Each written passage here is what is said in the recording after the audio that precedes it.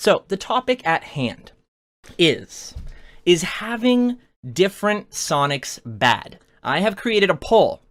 Now, what I want to do is at the beginning of this discussion, I want to have a straw poll where we all talk about how we feel about this issue. At the end, we will do the exact same poll and see if anyone's mind has been changed at all. Up until this point, I thought it was a really good idea to split up the series into different pillars. I believe that is what Sega intended to do.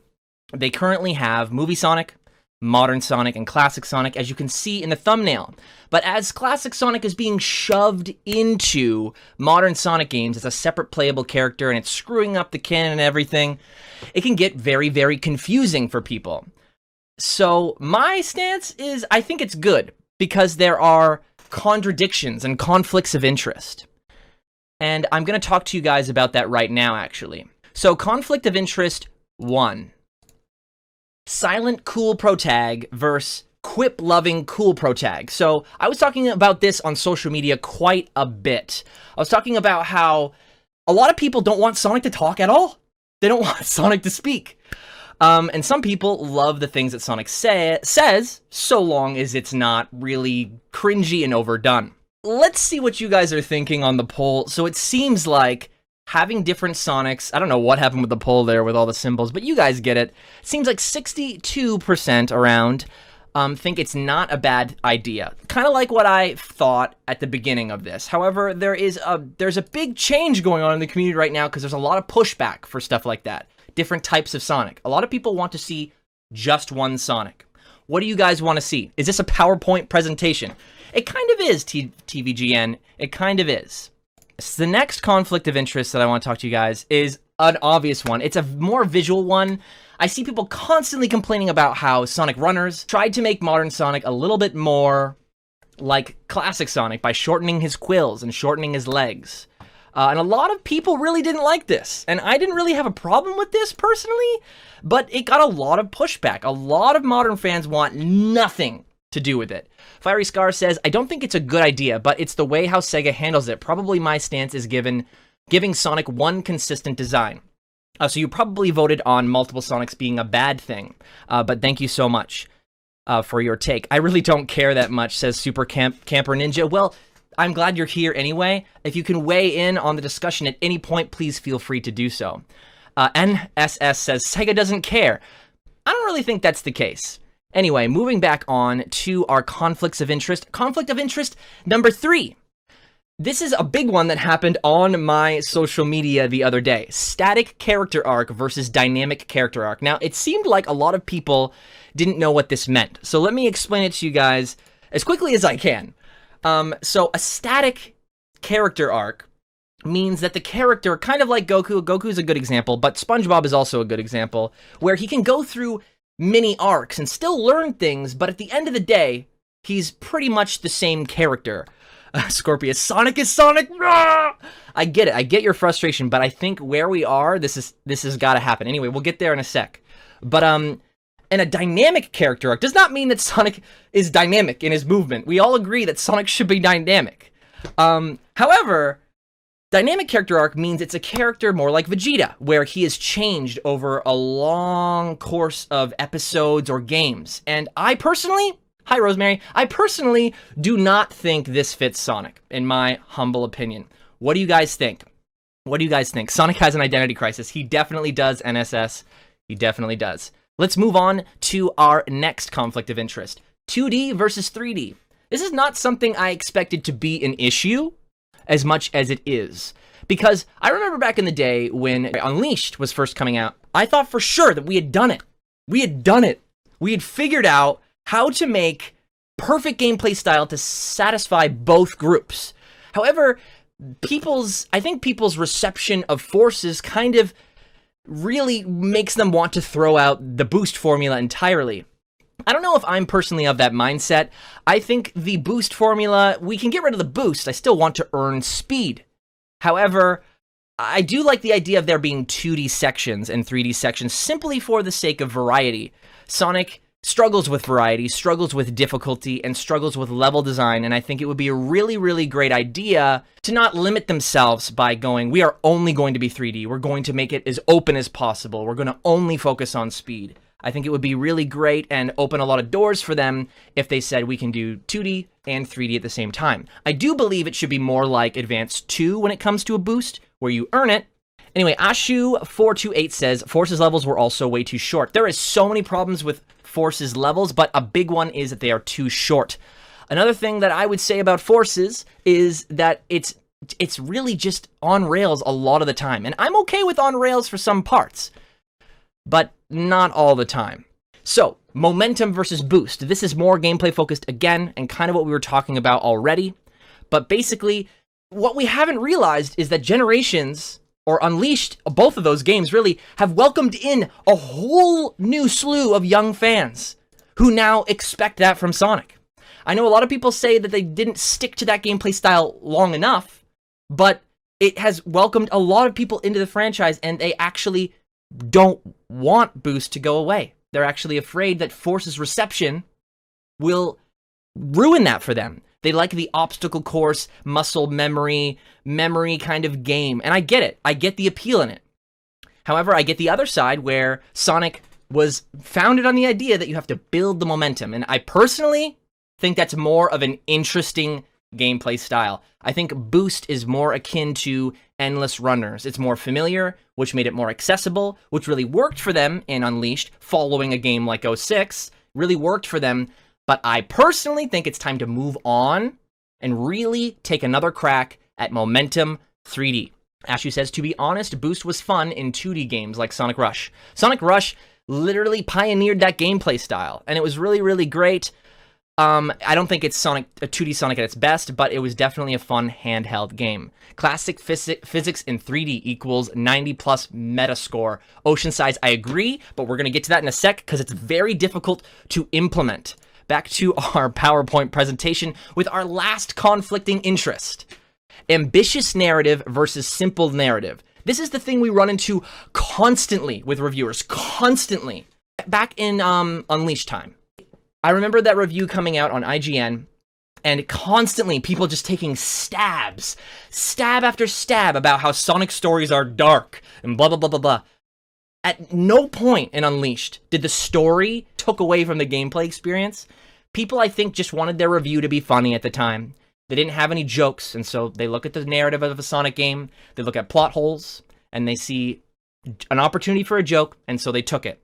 I'm on the side of there is no excuse, absolutely no excuse, that Sonic can't just have a great, interesting narrative while also having a easy-to-understand, momentum-based gameplay style with an interesting story. I think that can actually satisfy both sides. Now, when we look back at all of these conflicting interests, do we think it is possible to fuse all these things together? Well, a few, right off the bat, are clearly impossible. For example, it is absolutely impossible to fuse silent cool protag and quip-loving cool protag. It is absolutely impossible. So we have to get rid of that. Long quills versus short. There's going to have to be a choice made between those two things. We cannot make a compromise. Static character arc versus dynamic character arc. You could make a compromise if Sonic learns a few things in each game, but ultimately comes back to his original character. That is going to work really well for him. The unfortunate reality of this is a lot of people want Sonic to be able to grow and change, and people have even come at me and quoted Yuji Naka himself, saying Sonic has grown and changed over the years. Of course, he's going to say that. I don't know if that's a point in this discussion. However, I understand where people are coming from. In my opinion, Sonic should stay mainly the same character. Sonic will exist. He will outlive me. He will outlive all of us. Sonic was marketed on his personality. His charisma ignites the people around him. I think from a narrative perspective, he works best as a character that bounces off of other people's character arcs. Sonic as a static character only really works if there are dynamic character arcs going on around him that they can learn and grow and change from him. If you are of the mindset that every character should have a dynamic arc, that's okay, but I don't think it's going to work for this kind of series because you need pillars that are consistent. Those characters that are consistent. Think of any show. Mostly the villains are static characters, but think of many, many shows you watch. There is a lot of static characters. It is not a negative thing. It really does help. Zoom, it's okay, Zoom. I understand that you don't know. I'm seeing a lot of opinions, so I'm actually going to read some now. Classic Sonic stories weren't cartoony, simple fun times. It was always sort of the tone of SA1. Sonic 3, for instance, shows that the narrative is pretty good. Sonic is also a flat character like Goku. I agree with you. Goku is definitely a flat character. The narratives of Sonic 3 were simple, but they told the story through a silent protagonist. A lot more akin to, I think, Legend of Zelda, where you got the sensation that there was this big world of lore underneath it, but it wasn't always explored. And it really left it to the viewer to kind of figure out the lore behind it. And some people really like that, myself included. The way that Adventure tells its story, or the way that Unleashed tells its story, and why they're good, are for completely conflicting reasons. And so those two things cannot be merged. And that is where I kind of sway myself more to, I think we do need at least to separate classic and modern. Now, when it comes to movie Sonic and modern Sonic, when we look at our conflicting interests, gameplay is no longer a concern. And so we already know that he's a dynamic character in the movie. We don't know what his gameplay is going to be. But if it was open, it was momentum-based, 3D, no 2D, and then classic Sonic existed separately, say the Sonic movie 2 follows a narrative similar to Adventure 1, or maybe even Sonic 3, and it just goes through the Sonic games as we know them. There will essentially be no reason for modern Sonic to exist. Now, some of you really like modern Sonic. Adventure Sonic's my favorite. Go to my Twitter, see the art I make. I get it. However, based on their conception, modern Sonic and movie Sonic are closer in conception than classic Sonic and modern Sonic. And so I think it is important that we reduce the amount of pillars, because we will get to our cons. So we are done with conflicting interests. So now we're going to go through the pros and cons of having pillars in Sonic, just to begin with. So, pros and cons. Here's your PowerPoint again. So, pro number 1. Many hardcore fans, if they have pillars, many hardcore fans will likely feel supported, resulting in less arguments on how Sonic should be. So say there's like 2 Sonics, like I proposed. There's a movie adventure hybrid or movie modern hybrid and a classic. There will be less conflicting interests, which means there will be less of this constant, monotonous, droning conversation on Twitter of what Sonic should be. Of course, that will still exist. That will still exist. Indigo Rush says this: I think every character ought to have a dynamic arc in their introductory game, with a few exceptions. Knuckles' intro for Existence was great, and SA2 capped off the deeper stuff. Static after that. Not to say that they couldn't have done more with Knuckles, or shouldn't, but it's easier to have a character have a lone intro game for new fans to look at, rather than a ton, i.e. Shadow. Yeah, so Sonic stays static, and then every character that is introduced, they become dynamic. I do believe they should remain dynamic. I don't know, Indigo Rush, if you were implying that you want them to become more static as they become part of the cast, because that kind of worries me, because that's how I feel Shadow has become. I think he was meant to be a dynamic character.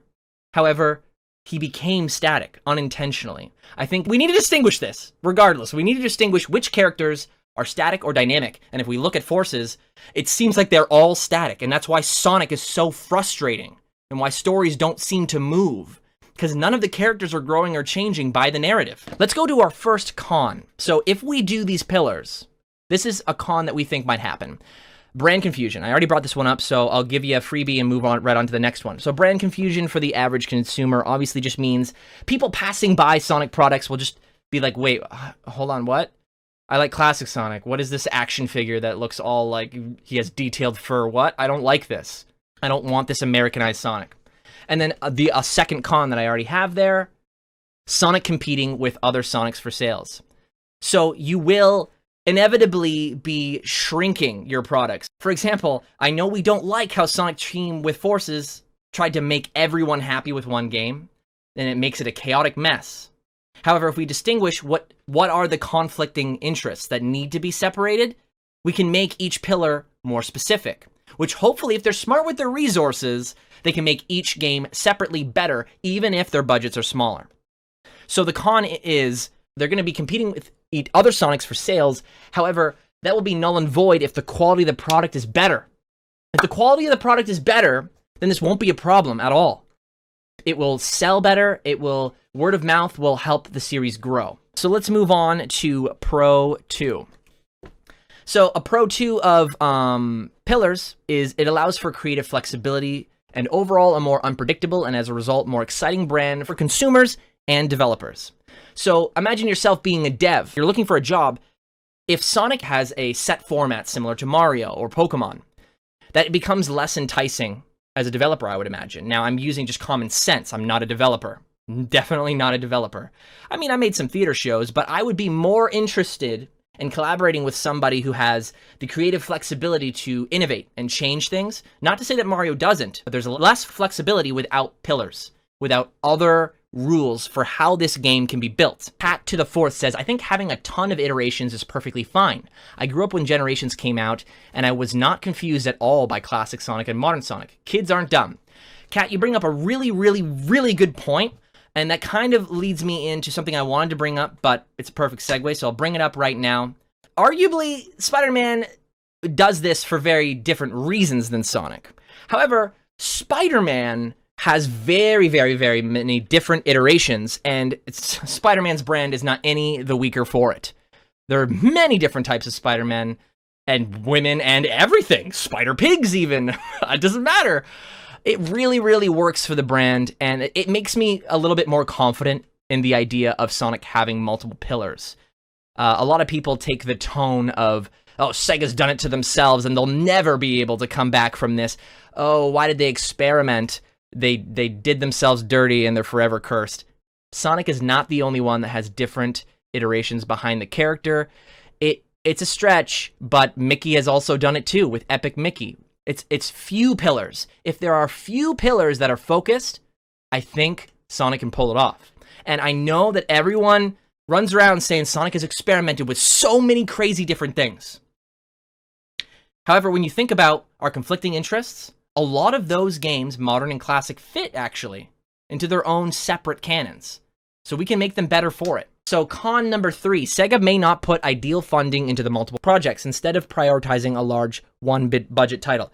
So that came up in our conversation already. But basically, it means the funding for each game will be smaller because instead of having one big release that's trying to appeal to everybody but ultimately just splits everybody up, you'll have smaller games that are more focused, which honestly, considering how many amazing indie games are out there that are working on tiny budgets, I think Sonic can do this. I don't think we have to worry too much about budgets. I know with games like Forces being so short, levels short, we're really hungry for a big experience, but I don't think Forces' scale had anything to do with budget.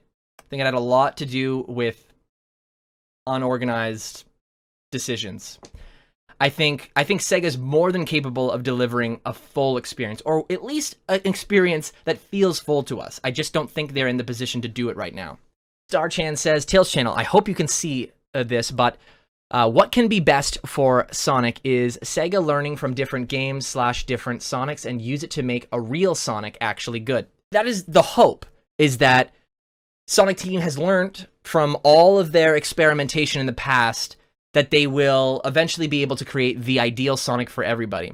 But there's the other side of the coin where people think it's impossible because they're all different. That's what we're trying to answer today. I really hope we can, too. I was undecided going into this, and it's becoming more clear to me. So I hope this is helping you. It's certainly helping me. Preston says, I think the best thing we could have for Sonic is to have like smaller games about different types of Sonic we could get, and then combine what they learned from each game to make one huge big game. I think that's definitely possible in the far future. However, this discussion is Sonic now. Is Sonic right now, and I think it would work really well for them, especially with the hype behind Mania, to do pillars, at least for now. Once they master momentum-based gameplay in 3D, we'll talk again and see if there should be one Sonic. But right now, nobody is confident in Sonic Team's ability to put together a 3D momentum-based platformer that is on a scale large enough to be satisfying. And I understand that completely. Pro number 3. Increasing Sonic's overall global impact, as different Sonics will reach different people. So the reason that Sonic is still going as strong as he is, in my opinion, is largely because of the experimentation. Now, yes, we're all fractured. It's a fractured fan base that is in constant arguments. However, the different aesthetics that Sonic has taken on over the years has overall allowed him to spread across the whole world. I'm of the mindset that if Sonic didn't do as much experimentation, that he would actually just fade into obscurity. And so I'm thankful for their experimentation. Of course, it would have been better and more ideal if it was polished, but we can't live in a perfect world. Coem says, Classic Sonic should stay in a different timeline. Modern Sonic should stay in that timeline. Boom Sonic should stay as a Nintendo franchise? What? Movie Sonic should be a movie franchise. I definitely agree, Coem, that Classic Sonic and Modern Sonic should no longer appear in the same game together. The initial shock of that is completely gone now. I remember watching the Generations trailer and being really excited about it. That's gone now, okay? It's gone. Con number 4. Amplifies the issue with learning Sonic's control. New versions will increase the learning curve for consumers to engage with the product. This is more so a con for if there's like 3 Sonics, like Movie Sonic has his own playstyle, and then Modern Sonic comes back with an adventure remake or something, and it's momentum-based platforming, and then there's Classic Sonic. So let's say Movie Sonic goes with Boost, and Modern is Adventure, and then Classic remains basically Mania. The average consumer will have a harder time than they would with, say, Mario, because there's 3 different gameplay styles that all of a sudden makes it that much harder and less accessible. So it's definitely a con. I wouldn't say it's a hugely weighted con, but it's definitely a con nonetheless. Now let's hammer out the rest. Last con. Some fans will likely feel alienated if their version of Sonic is not being supported by Sega. For example, SatAM fans with IDW. So a lot of fans definitely felt alienated in the transition from Archie to IDW, and they lost SatAM fan favorite characters in the transition. And in their attempt to focus their brand, they are inevitably going to lose some people that liked the more obscure iterations of the character. However, that is inevitable. It will happen no matter what they do. It is a con nonetheless, but it is something they will have to do. Now let's get to the last pro so we can open the discussion a little bit more. The last pro is, this is a pillar approach, is a new approach, believe it or not. As Sonic Team has already clearly been trying to fuse Modern and Classic Sonic for years to varying success. So the reason I was so surprised when we were tweeting about this yesterday was that I was of the mindset that having pillars allows for Classic Sonic to go away from Modern Sonic and them to be both better for it. But yesterday, on social media, I saw so many people just saying Sonic is Sonic. I'm so sick and tired of multiple iterations of Sonic. And I was like, but if you're gonna tell Sega to fuse Sonic together, they're gonna try to make everyone happy again because they want people to buy their product. So they're gonna keep putting Classic Sonic in your game. I think they really will. There's a lot of Classic fans. There's a lot of Modern fans. They had a hit in every era, and it was a really big hit. Ducky27 says, Sonic should be the same design with different playstyles in different games. Well, yes, but there's still conflicting interests. A lot of people really, really, really like Toei Sonic. That design is ideal. Myself, I love SA1 Sonic specifically, the rubber hose aesthetic where all of his arms are noodles. Cinnamon Bastard says, could Sega, instead of using Classic Sonic for more game styles, they could use other characters, like for 2D, we have Tails and not Classic, and that would help the story and not make Modern and Classic separate. Yes, but there will still be people that want to play as Sonic. If you're new here in the Sonic fan community, there was an era, and you'll probably know this because Sega has stopped allowing multiple playable characters, but there was an era where people were constantly roasting Sega for allowing multiple playable characters because it was seen as a crutch, because it seemed that Sega was just unwilling to give us a full Sonic experience. Anyway, there's a few more things I wanted to talk about because I actually went out And I got a statement from the Sonic Utopia programmer. So a while back, I tweeted, maybe Sonic games are just hard to make. Now, tweets have to be simple, so there was very little context to it, unfortunately. And some people read it as, passive-aggressive. It's social media. That's how it is. I was like, maybe they're just hard to make.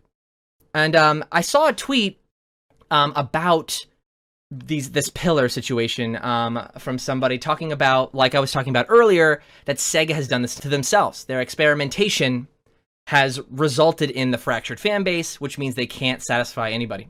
I don't think that's necessarily true. However, I think the experimentation came from realizing that there was no way that they were actually going to be able to produce a proper 3D momentum-based platformer in the Dreamcast era. Beta Windy Hill, I think their worry was making multiple levels like that and delivering a full experience. And so the experimentation came with that realization. They're like, we cannot deliver a full experience because, yes, that level's awesome, but you blast right through it. You blast right through that level. And it's over before you know it. And there is a lot of things around there to explore, but they can't make a full game. They could not make a full game with that. And so here is Murasaki's quote, programmer of Sonic Utopia, making a case for 3D Sonic games, momentum-based Sonic games, are simply just difficult to make.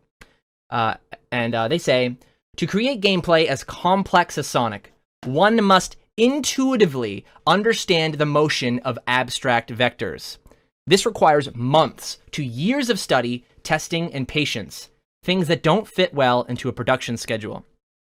So it's very, very, very likely that while they were building this engine, I mean, they kind of pulled it off in Adventure when you think about it. They kind of did. There is momentum in there. It's not flawless and it's definitely glitchy, but that must have taken a lot of work. Work that is not appreciated by many people. Utopia people are talking about it right now. Supersonic 68 bumper engine. Guys, bumper engine. I believe Supersonic 68 created that. It is hard, and they kind of pulled it off. You know what I'm saying? They kind of did it. They just realized that they would not have the resources to create a full experience, and so they padded it out with experimentation. And so it was almost inevitable, no matter who or what corporation was behind the Sonic brand, that experimentation would be part of Sonic. There would be some sort of padding, and there still is padding. Boost formula and the Hedgehog engine really helped them with that. 2D sections really helped them with that, but there's always going to be some sort of padding. The really exciting thing is that now we can do it. Now we can. It is possible. We've seen it done, and we now have the resources to. It's just a matter of Sonic Team being given the time to learn how to do it. Take it from these fan devs in the chat. It is hard to do, and Sonic Team needs to be given the paid dev time to do it. Not just some person, some hobbyist doing it on their free time because they love Sonic. No, they need to pay their devs to do research on how to make it good. And it's hard. There's a very big difference between a passion project and paid devs. I saw a lot of people in the comments of my tweet of maybe Sonic games are hard to make. They constantly said, fan devs do it. So, I mean, if certainly Sonic Team can. What I just said is the fact that is being forgotten. The major fact that is being forgotten. I'm going to take a bunch of chat comments now. I'm really sorry. I got most of what I wanted to say. Ducky27. There should be alternate skins for characters to satisfy fan bases without impacting the game. Alternate skins would be a really, really great idea. I definitely agree with that. Is this true that Sonic fans want too much, Yoshi Lover? Sonic fans definitely do not want too much. It's like I said in my tweet, Sonic games are hard to make. We love Sonic because it's a wicked, ambitious idea. Mass Chaos says, we need a mix of customization from forces and generations. Both Sonic's look and moveset should be customizable. I think that might ruin the immersion. However, not absolutely essential, but they could definitely do it. I wouldn't hate that. Ben says, guys, it doesn't matter what the design of Sonic is used in the next 3D game as long as it is true to Roots' slope physics gameplay style. It doesn't matter to you. It doesn't matter to me either, Ben. However, there are some people that the way that Sonic looks is very important. And by saying that, By extension, you're also kind of saying that Sonic's design could be utterly abysmal, and you'll just be like, well, at least it's momentum. Part of Sonic's appeal is his design. He looks amazing, and that's why Sonic Boom got so much pushback, because it was kind of changing that for a lot of people. That's why the initial movie design got so much pushback. I think we've learned that the way that Sonic looks aesthetically is very important from the movie. It's very, very important. So let's not belittle it, but yes, top priority is the gameplay. I want to take a break a little bit from chatting.